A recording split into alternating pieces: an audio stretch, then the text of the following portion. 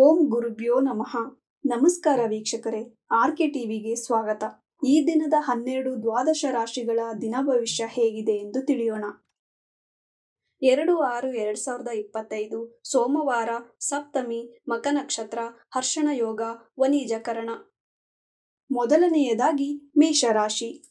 ಹೂಡಿಕೆ ಹಣ ಕೈ ಸೇರುವುದು, ವಿದ್ಯಾರ್ಥಿಗಳಿಗೆ ಶುಭ, ವ್ಯಾಪಾರದಲ್ಲಿ ಲಾಭ, ಮನೆಯಲ್ಲಿ ಶುಭ ಕಾರ್ಯ ನಡೆಯುವುದು, ಸಂಗಾತಿಯಿಂದ ಸಹಾಯ ದೊರೆಯುವುದು. ವೃಷಭ ರಾಶಿ.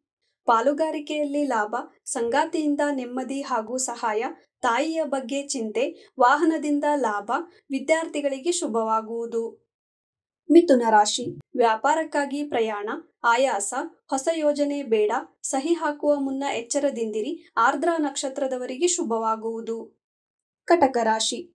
ವಿದ್ಯಾರ್ಥಿಗಳಿಗೆ ಶುಭ, ಮಕ್ಕಳಿಂದ ಲಾಭ, ಕುಟುಂಬದಲ್ಲಿ ಸಂತಸ, ಧನಲಾಭ, ಪುಷ್ಯ ನಕ್ಷತ್ರದವರಿಗೆ ಅಶುಭ, ಆಶ್ಲೇಷ ನಕ್ಷತ್ರದವರಿಗೆ ಶುಭವಾಗುವುದು.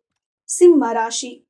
ತಾಯಿಯ ಬಗ್ಗೆ ಚಿಂತೆ, ವಾಹನದಿಂದ ನಷ್ಟ, ವೃತ್ತಿಯ ಬಗ್ಗೆ ಚಿಂತೆ, ಪಿತ್ರಾರ್ಜಿತ ಆಸ್ತಿ ಲಾಭ, ವಿದ್ಯಾರ್ಥಿಗಳಿಗೆ ಶುಭವಾಗುವುದು. ಕನ್ಯಾ ರಾಶಿ. ಪ್ರಯಾಣದಿಂದ ಆಯಾಸ, ತಂದೆಯ ಆರೋಗ್ಯದಲ್ಲಿ ಏರುಪೇರು, ಧನ ನಷ್ಟ, ಹೊಸ ಯೋಜನೆ ಬೇಡ, ತಾಯಿಯಿಂದ ಮಾರ್ಗದರ್ಶನ ದೊರೆಯುವುದು. ತುಲಾ ರಾಶಿ. ಕುಟುಂಬದವರಿಂದ ಲಾಭ, ಪ್ರಶಂಸೆ, ಒಡಹುಟ್ಟಿದವರಿಂದ ಎಚ್ಚರದಿಂದಿರಿ, ಧನಲಾಭ, ಸ್ವಾತಿ ನಕ್ಷತ್ರದವರಿಗೆ ಶುಭವಾಗುವುದು. ವೃಶ್ಚಿಕ ರಾಶಿ.